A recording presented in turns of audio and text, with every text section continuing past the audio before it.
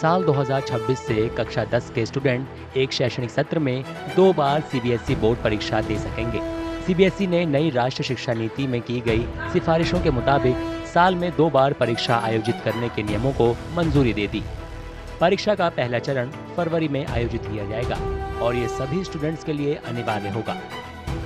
मई में होने वाला दूसरा चरण वैकल्पिक होगा। जो छात्र अपने प्रदर्शन में सुधार करना चाहते हैं वो इसमें शामिल हो सकते हैं। अगर कोई दोनों परीक्षाओं में शामिल होता है तो बेहतर स्कोर को अंतिम परिणाम में शामिल किया जाएगा। CBSE has approved new guidelines to conduct class 10 exams. This will help in a lot of affairs. It will help the reduce of exam stress. Normally when you have exam once in a year, there's a lot of stress. So having 2 times, the stress will go down.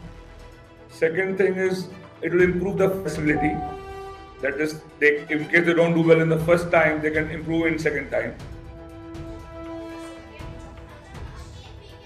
नई NEP में सिफारिश की थी कि board परीक्षाओं के high stake पहलू को खत्म करने के लिए सभी स्टूडेंट को साल में 2 बार परीक्षा देने की इजाजत दी जाएगी। दोनों परीक्षाएं साल के पूरे पाठ्यक्रम पर आधारित होंगी। दोनों परीक्षाओं के नतीजे अप्रैल और जून में घोषित किए जाएंगे।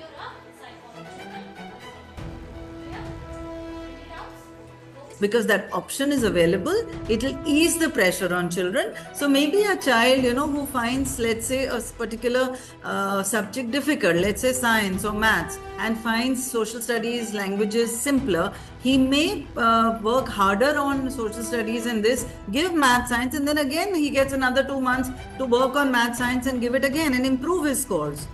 So children will definitely use it, should use it if required.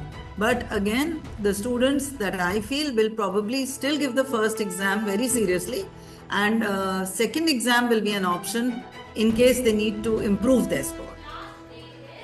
CBSE ने परीक्षा को गंभीरता से लेने के लिए विद्यार्थियों के लिए कुछ खास नियम बनाए हैं।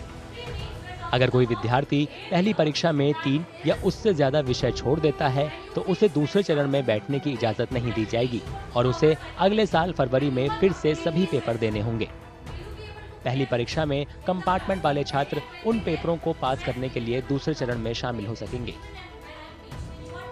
If by chance you have not given 3 or more subjects, suppose you've just appeared for 2 subjects, and I'm sure there will be some category of approval that you will be allowed to appear only in case there is a valid reason, like they are specifically cited.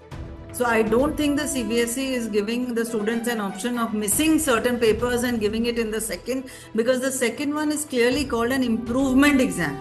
It is not a second board exam other than specific categories. So, if I can quote, the CISE had already started this some time back, and there also the second one was only allowed in case there was a medical emergency or a sports thing. So I think CBSE will follow a similar pattern. The first exam is compulsory. It doesn't give the students the option that you cannot give the papers unless and until you fit into the category specified by the CBSE. नए दिशा निर्देशों के मुताबिक अलग से कोई पूरक परीक्षा नहीं होगी। इसके बजाय दूसरा चरण सुधार और पूरक परीक्षा के रूप में काम करेगा। सर्दियों में पढ़ाई करने वाले स्कूलों के विद्यार्थी कोई भी चरण चुन सकते हैं। अगर खेल कार्यक्रमों में हिस्सा ले रहे छात्रों की परीक्षाएं टकराती हैं तो उन्हें रियायत मिलेगी। जरूरी बात यह है कि आंतरिक मूल्यांकन हर शैक्षणिक साल के लिए केवल 1 बार आयोजित किया जाएगा।